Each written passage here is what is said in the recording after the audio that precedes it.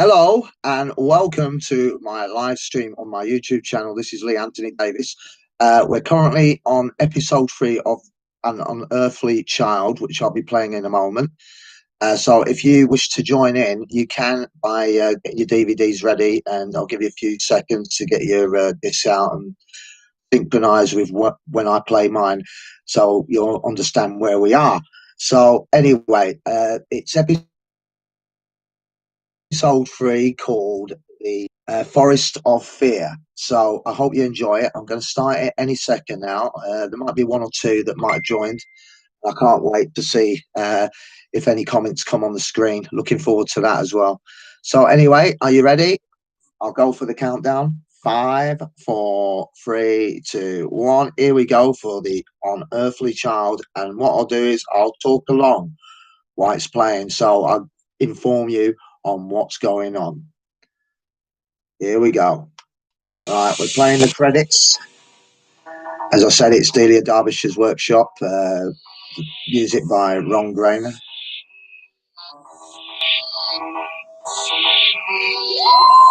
There's the old insignia of Doctor Who as it fades away, and the kaleidoscope sort of effect, giving you the effect that we're going through time.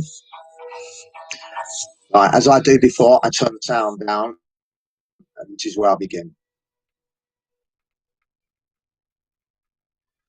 Right, episode 3, Fear, Forest of Fear. We just saw skeleton right on the screen. So we've moved to the camera's moved away from that. There you go. There's another close-up head of a skull with a crack right through it. Oh, somebody's trying to send me a message. Doesn't matter. I'm going to carry on with this. So there's a move towards this. Oh, there's a stirring from the old woman played by Eileen Way.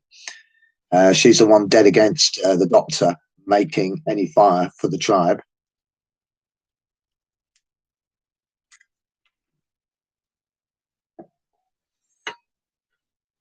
Now her intention is to release him from the caves of skull.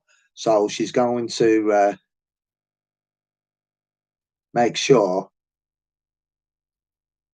that she goes really quietly. She's got a flint in her hand, so I presume that's to sort of prise open where it's been shot. As you can see, yeah, there it goes. The Forest of Fear coming up on the screen with the shots like that, with a hand like that. Written by Anthony Cobburn. Right, so the camera moves back to her, and you get her face. There she is, looking straight at the camera with an evil look in her eye. Now we come back to a close-up of Barbara, Susan, Ian, and the Doctor. Doctor is behind them, and they're still hand-gagged, so they can't, but they're sitting up. So anyway, Ian's talking about how we're going to get out of this. Susan's doing a failed attempt at trying to break open the bonds. It's tied to a wrist, so there's no chance of that. Ian's trying to help. Oh, he's free. He's going to try and sort of free his hands by using the rope against a sharp piece of rock. So he's crawling over, looking for something to cut the rope.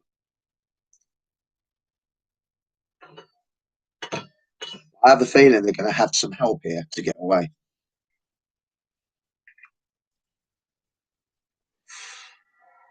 So the old woman makes her way towards where the Doctor and the companions are kept prisoner, but unfortunately, she's been watched by SARS mate, Sue Charlton. She's seen what's happening. She's turned her head away to look like she's still asleep, but she's watching her. And I have a feeling that her game is up. They're going to know she's let the prisoners out.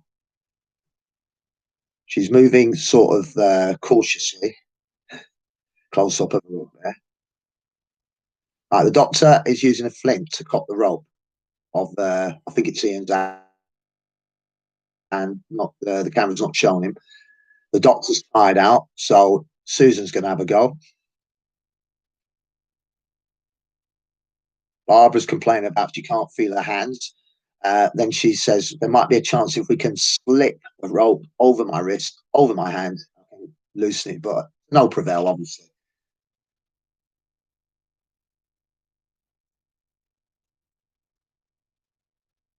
Right. So anyway, here we go.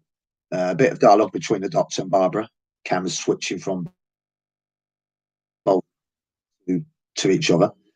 And we move back to the cave of all the cavemen sleeping. Uh, Sar's mate wakes Sar up, I shall say girlfriend, uh, and she informs him that the old woman is trying to release the prisoners. So he gets up very anxiously.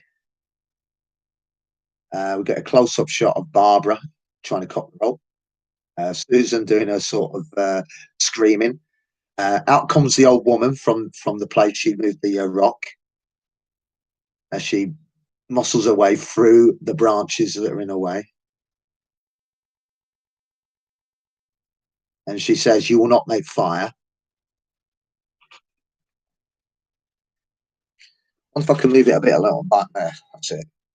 That's better, isn't it? Yeah, that's much better. You can see me better now because the I've got a window right in front of me, so the lights because it's quite funny out there today.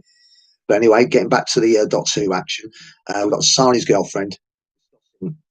What means the woman is going to get them out of this? And then then the Sar's girlfriend is saying, uh, "Who will make the fire if these escape?"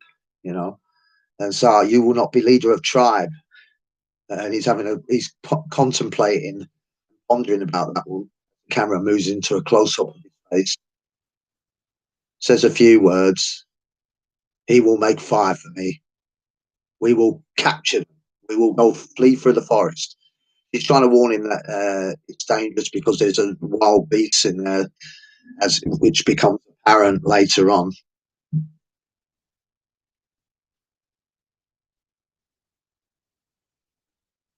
Like they're listening into to a rock, so because obviously the walls are thin, so they can hear what's going on the other side.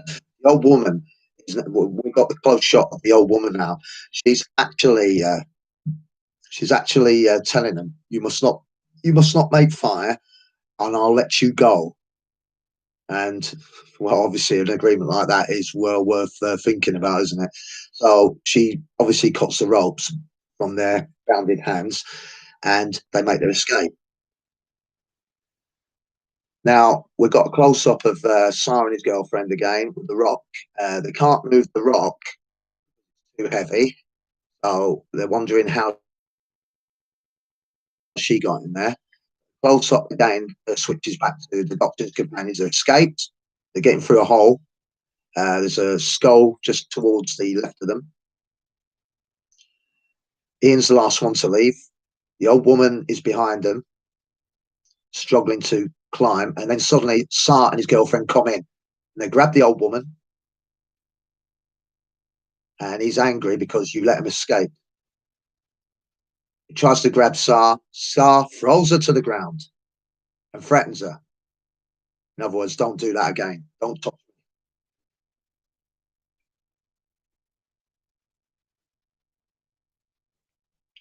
Right now, they're discussing whether to go in the forest or not because when they go in the forest, they know that there's some dangerous beasts there. Giant, I don't know, a giant bear or something. And as soon as they go in the forest, it will be hunting them. So they have to be very careful. So we get a bit of, shall I say, dialogue between the two of them here. So, but Sar's unrepentant. He's going to go for it. He's going to go. Well, the old woman recovers on the floor. She gets up. But guess who comes in? Well, not yet, but I have a feeling Kai is going to make an appearance very shortly. He's the baddie, by the way. Right, they're all doing their best to look like they're running through running through a forest when it's not a forest. Evidently, it looks like a studio with a load of trees and plants everywhere. But it's well done, and you can get away with it because it's black and white, so you can't see the mistakes.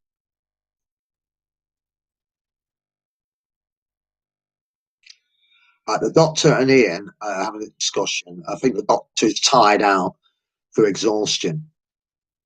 So the doctor, I think, wants to take a rest. Ian says we're too exposed here, so we need to find some cover. Barbara's screaming because she's heard a sort of growling noise far away, but it's not too far away, you could say. Are we ever going to get out of this? Basically, what she said.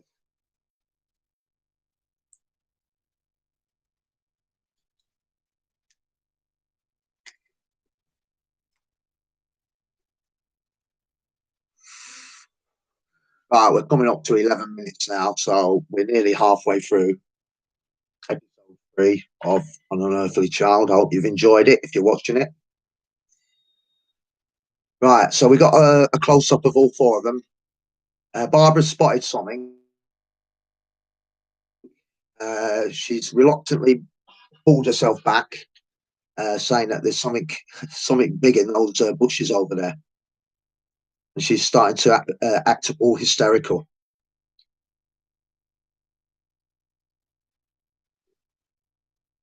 I'm just trying to get a good shot of myself because I think if I come a bit closer, I'll be all right. I've got to turn it around away from the from the sunlight. So as you can see, I'm sorry about that, but it's the bloody sunshine. It's started to show its face today. The last 2 days it's been pouring with rain. Suddenly it does it today. Do that, I might block the sun out. Yeah, I think you could just see me. You don't need to see my face anyway. You know what I mean? It's nothing. Put it this way, it's nothing worth looking at anyway. So anyway, we've got a shot of the doctor and Ian talking. More dialogue.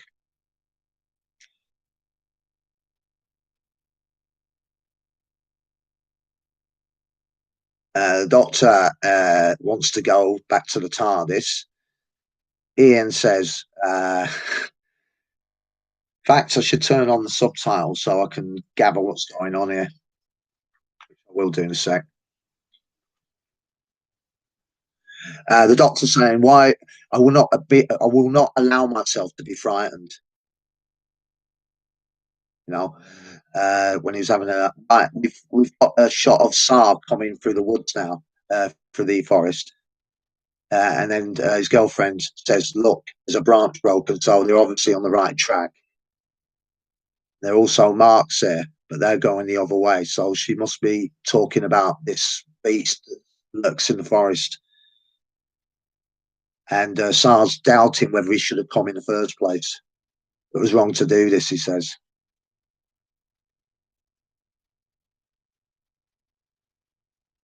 Uh, Ian suggests we best get going just in case the tribe's following us behind because somebody must have sounded the alarm. Poor old Barbara is completely frustrated and tired. And now they approach. Barbara's crying now. So they see a dead animal on the floor. Looks like it's been mauled to death. Very, very big. They can hear some grunting noises. Ian says, quick, quick, let's find some safety, find some bushes or something, so we're out of sight.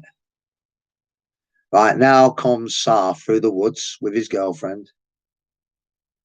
I should know her name, really. I'll find out when the credits come on. So I don't want to keep saying mate or girlfriend. Ian is saying, keep down and keep out of sight to the rest of them. Very quiet. Now we've got a close-up shot of Sarah and his girlfriend looking around because I think they suspect there's something else in the forest. So Sar's obviously got an axe in his hand, so he's also saying there is danger, so you stay behind. He doesn't want his girlfriend following him in. So he's going into the bushes, and then suddenly, there he goes, going in now. There's something in those bushes that we don't see, obviously, because they couldn't afford the budget to get a man to dress up in a bear costume. Right, we get the camera angle where the frontal face of his horror and fright when he sees whatever's coming towards him, but we get it from the camera angle. So the camera is the monster, you could say. He falls down, struggling. Barbara is using the moral sort of situation, saying that I don't care what they've done, we need to help them. But Ian is saying, no, Barbara, you know, I'm going to, says Susan, but her grandfather exchanges and says, silence, we're going back to the ship. Because the doctor believes, there he is, Asar with all blood all over him, looked like he'd been clawed to death, looks like someone else all suspiciously.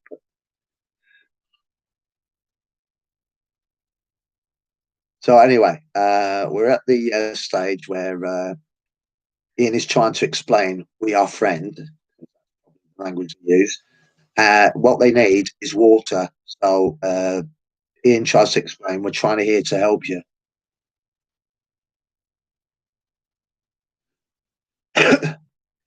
Ian, Barbara says to Ian, give me your handkerchief. You can soak some water into it and wound. But the doctor isn't happy at all because he thinks that the chances of escape are limited now because the rest of the tribe could be following behind them. So Ian's pouring the water from the handkerchief onto his wound, where the animal's blood as well, obviously, not just his blood. Obviously, killed the animal, stuck the axe in it, and Ian is trying to alliterate, saying that we have lost our chance of escape by sort of helping him. But this is where the doctor tries to get Sar to show him the way to the TARDIS, and Ian susses out and he said, "What do you think you're doing?" And Ian, the doctor, is saying, "You think you could make friends with these? Don't be ridiculous." Barbara is saying, "Is that all you think about yourself, Doctor?" The doctor's saying, "Haven't you realised that these people might be followed by the tribe?" But the SARS girlfriend says the tribe is asleep. We're the only ones here. But she's trying to say she doesn't understand the language.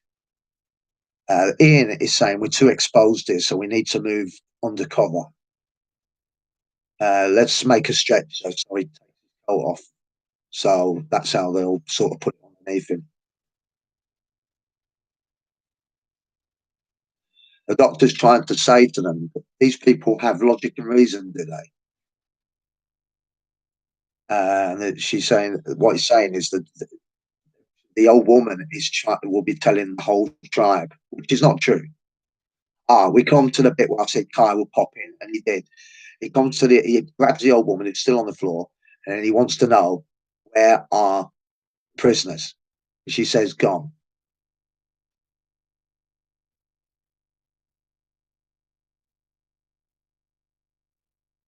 She says that Zara moved the great stone. That's the stone that got them in there in the first place.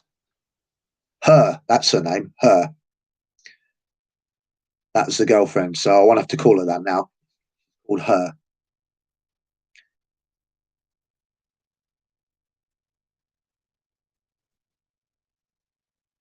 Zara helped them to get to escape free. They've gone with Zara. They won't make fire for you. There won't be fire anymore for anyone. Kai is very angry.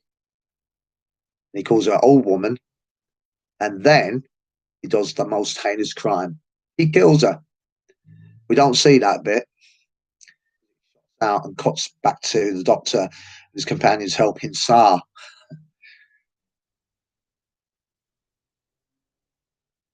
Her thinks they're trying to take over the whole thing, so she says, "He's mine. He belongs to me. Get away." You're like a mother with a child. That's what she expresses it to Barbara. How can you, Ian saying, how can you explain to her we mean them no harm?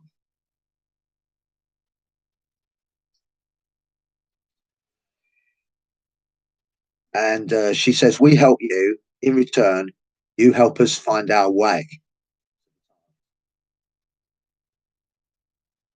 Sar, who's semi-conscious, tells her that they mean us no harm. So anyway, Ian uh, offers Tsar some water to drink. Her moves away slowly, reluctantly, cautiously. As she looks at the doctor and moves away. The doctor is reluctant to help. Uh, so Ian turns around to him and says, "You prefer the women to do all the work, do you, doctor?" So it forces him to sort of help.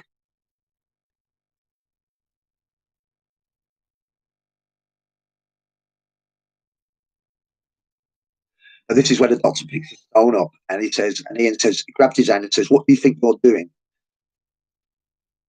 The doctor says, "I want him to draw our way back to the TARDIS." Ian, a little bit annoyed about that because at the moment Sal's virtually dead. He's just about conscious. The doctor wants to draw away to the TARDIS. But anyway, they get him on his front and then push him back on his back so they can get him onto the coat so they can sort of pick him up.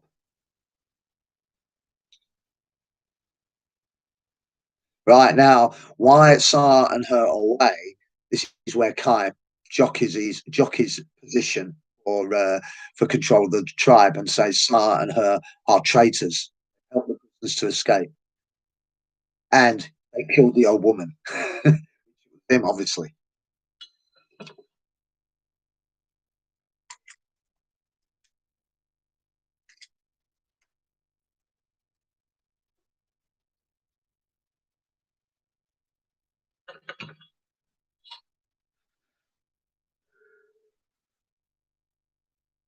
So anyway, after a bit of squabbling, we move back to the jungle. We see some leg shots. So the camera is obviously taking the leg shots. The old woman now, they come into the cave where this woman the old woman's been murdered. We know who done it, Kai, but he's accused Sar and his girlfriend of doing it because she's going to open her mouth or something. She helps them to escape. It's a good alibi, but it doesn't hold out because obviously the weapon that was used was Kai's weapon. Sar was not in no fit state to kill her. So there you go.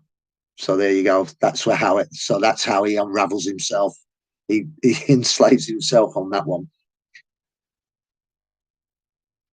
But he's still trying to convince the tribe that they wanted to make fire for them. This is all about control, obviously. And now he's saying Tsar killed the old woman.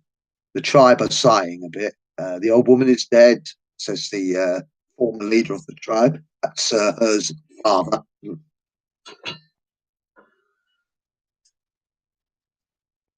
He's trying to say that Tsar has gone off with the strangers. Why would he do that? But he's trying to win the tribe over. Let's go and find them. So he's going into. They're gonna. I think they make their way to the TARDIS, and I think I remember this bit, but I'll wait till we get there. Yeah, there it is. The TARDIS in the distance. But waiting for them are Tsar and sorry, is Kai and the rest of the tribe, so they can't get to the TARDIS. And a close up of Kai with that horrible looking face, and that's the end of the episode. So the final episode is called The Firemaker. So I hope you enjoyed. We're just coming up to the credits. William Hartnell, William Russell, Jacqueline Hill, Carol Ann Ford, Eileen Way, Aletha Charlton, not Sue, Derek Newell, Jeremy Young, Howard Lang, special effects by the Department of BBC, title music by Ron Grainer from the BBC Radiophonic Workshop, incidental music by Norman Kay, story editor David Whittaker, designer Aaron Newbury, associate producer Irving Pinfield, and of course the producer herself, the showrunner, Verity Lambert. So there you have it. It's all over. That's episode. Oh, sorry, directed by Waris Hussein. Uh, so, like I said, that's episode 3 out of the way. I hope you've enjoyed it. I probably haven't got anybody watching me, but probably they'll watch it when I put it on the YouTube channel.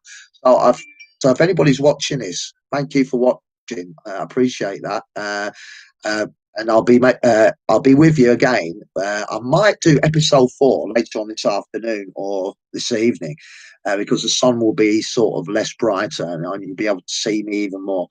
But I thought it's not bad. I thought it was a great story. It was a bit of drama towards the end. But apart from that, nothing really happened. But remember, this is the first ever time Doctor Who is shown to the audience. So first 4 episodes, you know, it's not really science fiction. The first episode science fiction with the TARDIS dematerializing from the and stuff, but we're more into the sort of Stone Age historical stuff. So, you know, as a first adventure goes, I suppose it is a 50-50 whether the audience liked it or not. But to be honest with you, it wasn't until the next adventure, the Daleks, is when Doctor Who really took off. So anyway, that's it from me, Lee Anthony Davis. I'll not too sure, but I'll post up some